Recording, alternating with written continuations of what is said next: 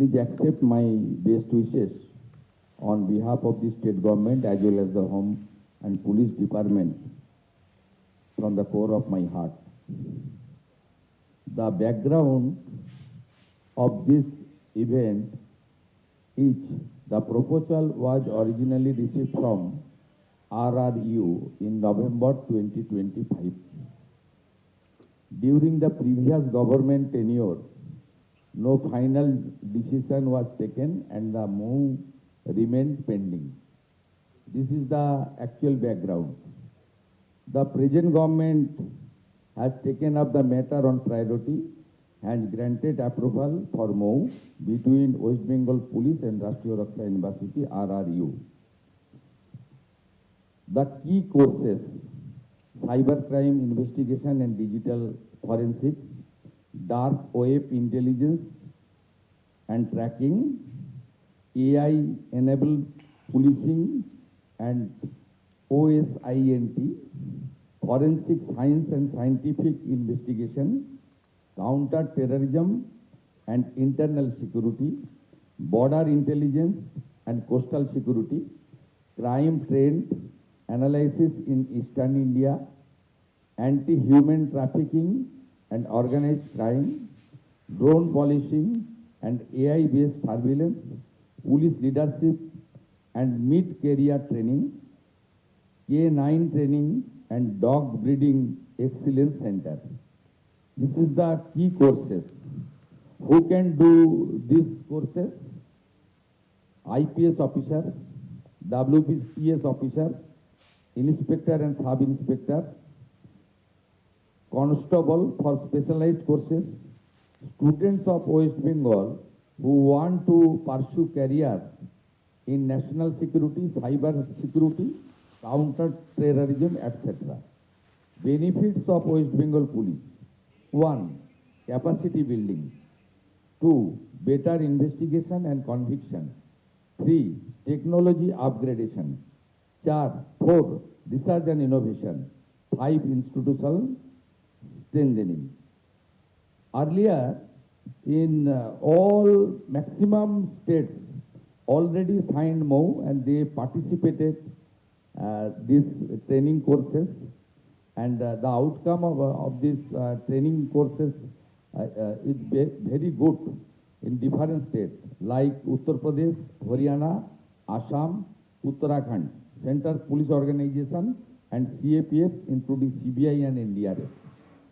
It's a very good and meaningful efforts by our state government to strengthen our human resources in question of the very disciplined and organized.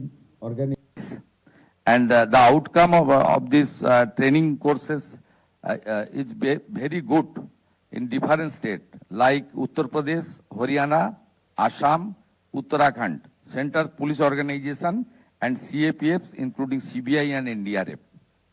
It's a very good and meaningful efforts by our state government to strengthen our human resources in question of the very disciplined and organization West Bengal Police as well as Kolkata Police.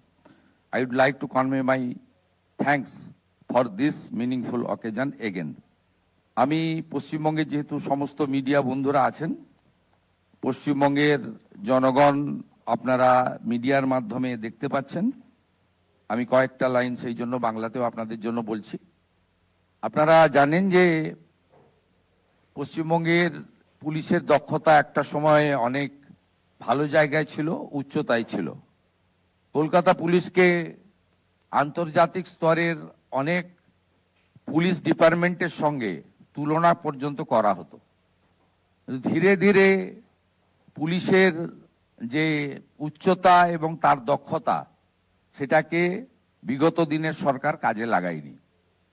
সেই কারণে আমাদের মনে হয়েছে যে পুলিশের man power, পুলিশের modern আধুনিক যে জিনিসপত্র দরকার সেগুলো এবং সাথে সাথে আমাদের ইনফ্রাস্ট্রাকচার অর্থাৎ পরিকাঠামোগত উন্নয়নও করা দরকার।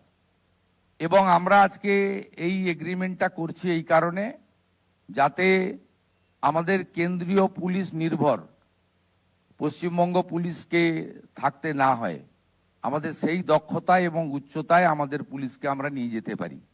আমরা দেখেছি আর্মিতে, সেন্ট্রাল প্যারামিলিটারি ফোর্সেস বিভিন্ন ইউনিটে পশ্চিমবঙ্গের হাজার হাজার যুবক যুবতী তারা যেভাবে সার্ভিস দেয়, ইলেকশনের সময় অন্য সময় তারা পশ্চিমবঙ্গে আসে, তারা আমাদের বাংলা ভাষায় কথাবার্তা বলেন এবং আমরাও আমাদের বিভিন্ন এলাকায় যখন মানুষের কাছে মিশি, অনেক এক্স সার্ভিসম্যানদের সঙ্গে আমাদের দেখা হয়। তাদের দেশের প্রতি, রাষ্ট্রবাদের প্রতি অগাধ আনুগত্য এবং তাদের কর্তব্য অবিচল থেকে তারা যেভাবে ডেডিকেশন করে সেইভাবে তারা তৈরি হয়েছে। আমাদের এই রাজ্যের পুলিশ ডিপার্টমেন্টেও যারা কর্মরত তাদেরকেও যদি আমরা দক্ষতার সঙ্গে উপযুক্তভাবে তৈরি করতে পারি, তারাও এই ধরনের সার্ভিস আমাদের দিতে পারে। আমরা বিগত দিনে দেখেছি যে পশ্চিমবাংলায় পুলিশের মধ্যে দক্ষতা থাকা সত্ত্বেও শুধুমাত্র তাদের প্রকৃতপক্ষে উপযুক্তভাবে তৈরি না করা, আত্মরক্ষার সামগ্রী, আধুনিক সামগ্রী না দেওয়া এবং তাদের পুলিশের সংখ্যা বৃদ্ধি না করার ফলে আমাদের পুলিশ ডিপার্টমেন্টের কাছ থেকে যে আশা প্রত্যাশা জনগণ করেন বা আমরা করি, সেখান থেকে অনেকটা দূরে সরে গেছে।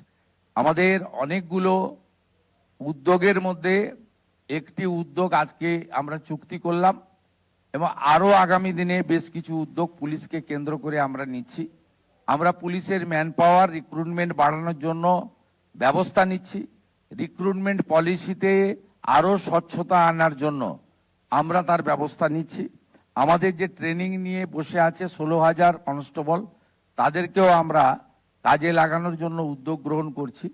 আধুনিক জিনিসপত্র দেওয়ার ক্ষেত্রে আমাদের সরকার পুলিশকে সম্পূর্ণ মদত দেওয়ার ব্যবস্থা করছে এবং সাথে সাথে আমরা অন্য রাজ্যগুলিতে যে 112 সিস্টেম চালু রয়েছে, সেই 112 সিস্টেমও আমরা পুলিশের প্রত্যেকটা থানাতে গাড়ি দেওয়া, সাথে সাথে ইউআরটি যেমন হয় ইলেকশনের সময় কুইক রেসপন্স টিমের মতো, সেগুলো বানানোর আমরা দেওয়ার চেষ্টা করছি।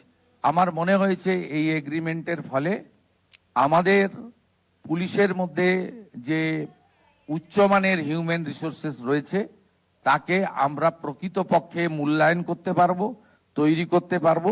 আগামী দিনে রাজ্যের আইন শৃঙ্খলা রক্ষার ক্ষেত্রে, নারী নিরাপত্তার ক্ষেত্রে, আমাদের বাংলাদেশ সন্নিহিত সীমান্ত সুরক্ষার ক্ষেত্রে এবং ভারতীয় ন্যায় সংহিতার অন্তর্গত জাস্টিস দেওয়ানোর ক্ষেত্রে বা অভিযুক্তদের বিরুদ্ধে পানিশমেন্ট দেওয়ার ক্ষেত্রে আমাদের বাহিনী অত্যন্ত উচ্চতার সঙ্গে তৈরি হয়ে উপযুক্ত সার্ভিস দিতে পারবে।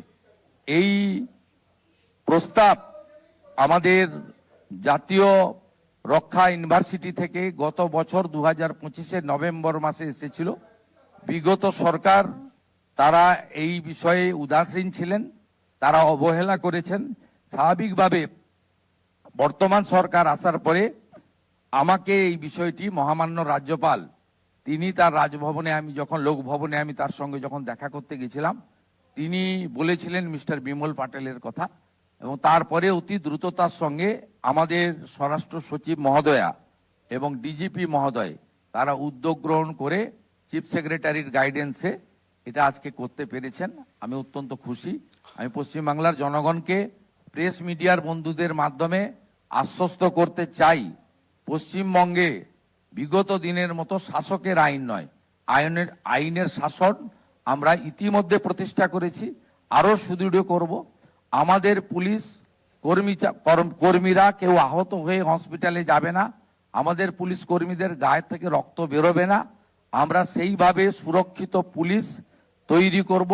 জনগণের নিরাপত্তা এবং পুলিশের নিরাপত্তা এবং তাকে সুরক্ষিত রাখা দুটোই এই সরকারের দায়িত্ব, সে কাজটা আমরা করব।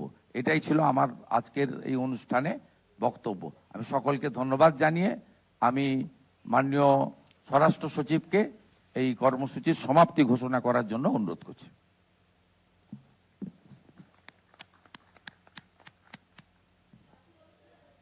মাননীয় মুখ্যমন্ত্রী মহাশয়কে অনেক ধন্যবাদ। উনি আমাদের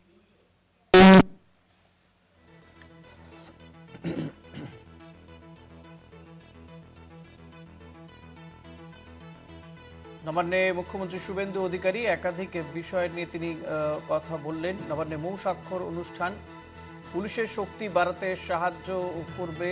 আগামী দিনে পুলিশের শক্তি বাড়বে। বিগত সরকার পুলিশের দক্ষতাকে কাজে লাগায়নি বলে অভিযোগ মুখ্যমন্ত্রীর।